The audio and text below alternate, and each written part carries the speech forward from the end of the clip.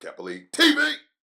Greetings, Noops, parents, and Kappa Leaguers, and welcome to Season 3 of This Week in Kappa League. My name is Hunter Goins from Decatur Kappa League, and you're watching Kappa League TV. Reporting for Kappa League TV, I'm Luke Williams. Reporting for Kappa League TV, I'm Joshua Hardy. You're watching Kappa League TV. You're watching Kappa League TV. This year, Kappa League is doing something very special. We're starting our program Pathways to College, where students who have a 3.6 GPA, 26 on the ACT, and also 2 AP classes, as well as great community service, we want to make sure we prepare you to get a full ride at almost any college you want to go to. This year, we're asking brothers and also you, and also your Kappa League mentors, to support you to get money to go to college so your parents don't have to worry about this. This is one thing that Kappa League is there for, and this is what our fraternity, Kappa Alpha Psi, is pushing for our students to have no debt this upcoming year for the next 4 years. Greetings, Noops, parents, and Kappa Leaguers. High school graduation season is upon us. So congratulations to all of our Kappa League seniors who are graduating this year and heading on to the next phase of their college education. Now, for our rising juniors and sophomores, did you know that by achieving a 3.6 GPA, 26 ACT, and 2 AP credits, you make yourself eligible for a full ride scholarship at most colleges in the United States? And a full ride scholarship is worth $100,000. Can you and your family use an extra $100,000 to help pay for college? Well, if so, Kappa League is here to help you reach your goal. We've got a great opportunity lined up for you this summer. We're partnering with the Your Next Steps College Preparation Program to offer free ACT and SAT diagnostic testing as well as training. And this happens in 3 parts. Now, 1, you take the practice test and find out how ready you are to begin qualifying for college scholarships. I mean, if you have a big game coming up, you don't wait until the day of the game to start practicing, do you? 2, then you take the training. 3, then you take the practice test again to see how far you've come. There's a test date that will fit your schedule, and the training takes place July 14th through 17th, 7 to 8:30 p.m. on Zoom, so you have to take the test before that. Don't wait. Get started today. The links are in the description below, so sign up today. So today, we have an incredible interview with another Kappa brother named Dr. Klyne Smith. And Dr. Smith has been at this for over 30 years, helping young men to find the passion-filled life and to apply that passion to education to help them go from being high school students to continuing through college and all the way into entering professional life. Let me introduce you to Dr. Klyne Smith. Dr. Klyne, how are you, brother? I'm awesome, fantastic. If I got any better, I start screaming. Thank you, Brother JJ, Brother Jones. Appreciate the introduction. I'm doing awesome. Happy New Year to you and everyone else out there. Yeah, well, they used to say, if I was doing any better, I'd have to be twins. That's it. So, Brother Smith, when did you enter Kappa Alpha Psi fraternity? I pledged fall 86. I entered Kappa Alpha Psi on October 17th at 9:12 p.m. Wow. All right. And you went to Xavier? Yeah, I went to Xavier University in New Orleans, and I started there in 1985, graduated in 1989. After my first year, I basically went into figuring out what is this Kappa thing, and I was just really impressed with the brothers on the yard, the amount of mentoring they were doing at the elementary schools, the amount of mentoring they were doing inside the chapter itself was pretty impressive as well. And that was something that resonated with me, to see the brothers really reach out to the young African-American men in the community and on campus. Well, service is something that Kappa Alpha Psi has always been about. Now, I want to ask you also, you have a doctorate. What is that in, and where did you get that?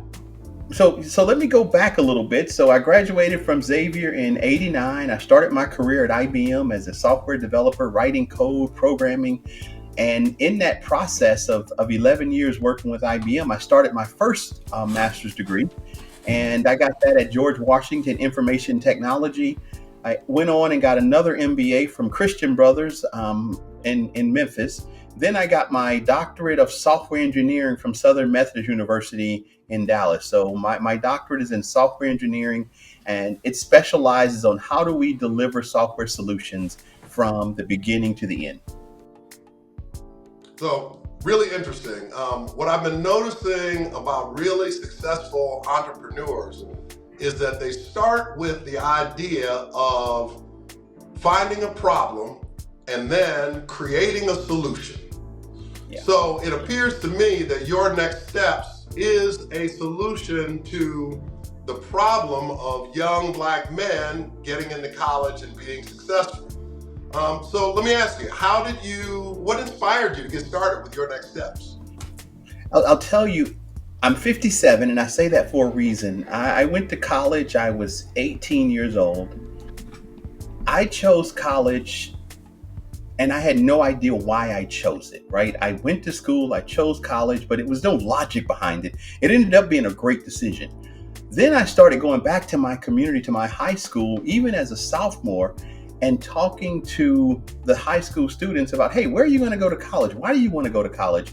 And not only did they not know where they wanted to go, why they wanted to go, they didn't know how to even apply and do applications. The parents didn't really know. And because we're talking about the mid 80s, right? This was not something, we didn't have everyone going to college. We didn't have the technology. So I actually started right in my sophomore and junior year of college, helping my local high school down in Mississippi and also high schools in New Orleans, helping those high school students in 11th and 12th grade think about college and apply to college. And this was all paper applications at that time. So how do they get the applications? How do they fill them out? And I would just sit with them and their parents and fill out applications. And that's really the beginning of your next steps without even knowing I had your next steps. It was just a need that had to happen. And then I started working with the chapter, Beta Iota. We started doing it more often. I started working with the local chapters at home in Mississippi and also in Louisiana, New Orleans. And then I graduated, went off to Charlotte, North Carolina to start my career at IBM, was volunteering at the Boys and Girls Club, coaching teams, and realizing that their siblings didn't understand how to get to college. And I kept doing it. And we can say fast forward until today, I still help those high school students fill out the paperwork to go to college. I've evolved in the sense that I started a nonprofit about 3 years ago in order to start raising money because I needed to do more with the students instead of just applications. Now, are you doing this all on your own? I would say 80% are on my own. I have another brother that's on the board, and he pledged at Mississippi State in spring 87. And he does interview and help and work with the high school students and college students as well. However, I have about 75 advisory champions that are on my board extended that actually can talk to students about their careers. So one of the things I offer, not only helping you get to college, because that's now the easy part, filling out the application, getting to college. I now want to get into your passion. What do you want to do? Why do you want to do it? The first question I ask anybody in high school is, what do you want to do to make a difference? What problems do you want to solve in life? I don't ask you your major. I don't ask you what college you want to go to. I want to know what's your passion. What drives you? What do you want to see to change in this society, in this community, in this world? And once we start working through that, we then get down to, okay, what majors allow you to do that? And tell me, are you finding success with this? What is the kind of success ratio of young men that enter your program? Well, let's just talk about right now. I have 263 high school active students that are applying to go to college. These are seniors and juniors. Let me just go to the seniors. The seniors are 191, and 114 have already been accepted to college with scholarship money, and 72 have been accepted and don't have money yet, and the other 14 are still waiting for or applying. So I'm a 99% acceptance rate going to college, and 85% of those students get some type of financial scholarship or aid. And this is without the need base. This is just what it breaks down to, Brother Jones, is applying to the right schools based on your academic performance.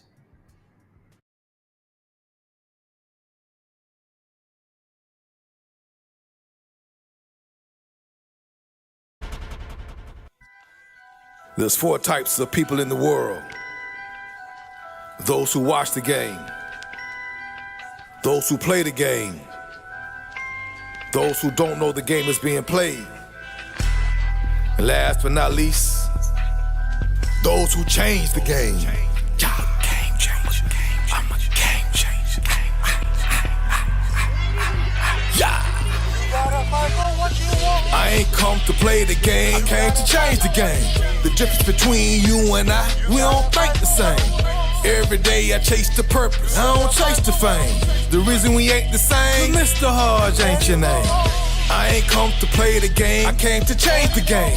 The difference between you and I, we don't think the same. Every day I chase the purpose, I don't chase the fame. The reason we ain't the same, Mr. Hodge ain't your name. You wanna live